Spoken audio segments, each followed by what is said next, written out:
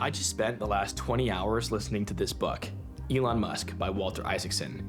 And throughout the entire book, I couldn't stop thinking about this one takeaway. It's the cheat code that Elon Musk has been using to build all these businesses. So I figured I'll just save you the 20 hours it takes to read this book and just give you the exact 5-step framework that Elon Musk uses to build anything. Elon uses a 5-step process he calls the algorithm to optimize products, services, and processes. No matter who you are, everyone's wrong some of the time. It's responsible for Tesla, SpaceX, the rest of his companies, and all the revolutionary products they've built. The crazy thing though is that this algorithm can be applied to any business, and it's already having an impact on mine.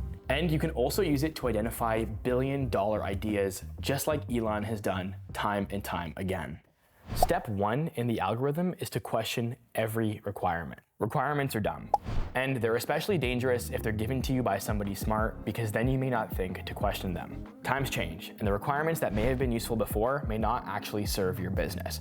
This reminds me of a hilarious experiment that was done on the show Brain Games. Basically, they had a waiting room full of actors who would stand up every time they heard the sound of a beep. When an actual patient came in and observed them all standing up, it only took 3 beeps for her to start copying the rest of the folks in the waiting room. And she did this without even asking why.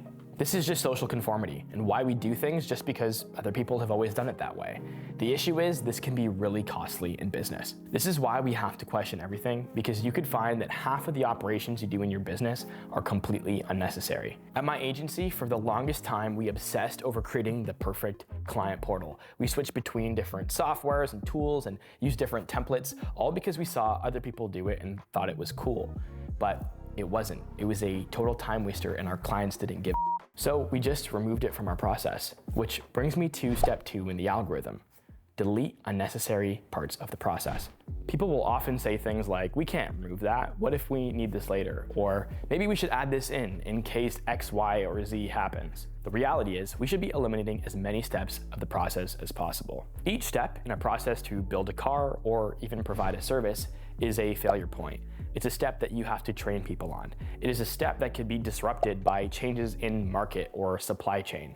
A good rule of thumb is that if you're not adding at least some of the stuff back in, you're not deleting enough. A bit like the old adage, you don't know what you got until it's gone. Elon's obsession with deleting stuff is why his cars look like this, when the other cars look like that. It's also why Tesla's profit per vehicle looks like this, when other car makers are literally losing money making EVs.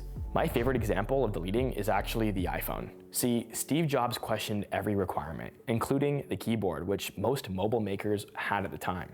Then they just deleted it, and it resulted in the most revolutionary and profitable product of all time. And if you don't own a business and you want a billion-dollar idea, just think about what exists in the world today that you could just delete. All of these travel companies exist today and are worth billions because they saw a step in the process that they could just delete.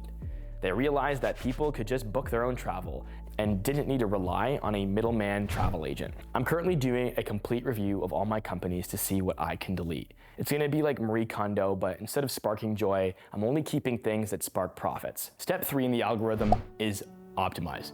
And as mentioned in the book, it's very intentionally not first. You can't put the cart before the horse or the rocket before the car, unless of course you're Elon Musk, in which case that would just be another day at the office. Optimizing for poor requirements or for unnecessary steps is going to result in the complete opposite of what you're trying to do, which is optimization. You want to question everything and then remove as much of the process first. Then you can actually spend the time to optimize things. There are few better examples of this than IKEA. Furniture companies struggle with shipping and storing furniture. So IKEA questioned, why couldn't the customer assemble the furniture themselves? And I'm sure there were people that questioned that requirement before, but they probably thought to themselves, well, no one's going to assemble their own furniture. People don't do that, they never have. And that would be true, but because people get their furniture assembled, right? Anyway, once IKEA realized they could delete this massive step from the process, they began to optimize their entire system around creating low-cost, high-quality furniture, removing as many pieces as possible from the process and packing them in the smallest imaginable boxes. Step 4 is all about moving fast.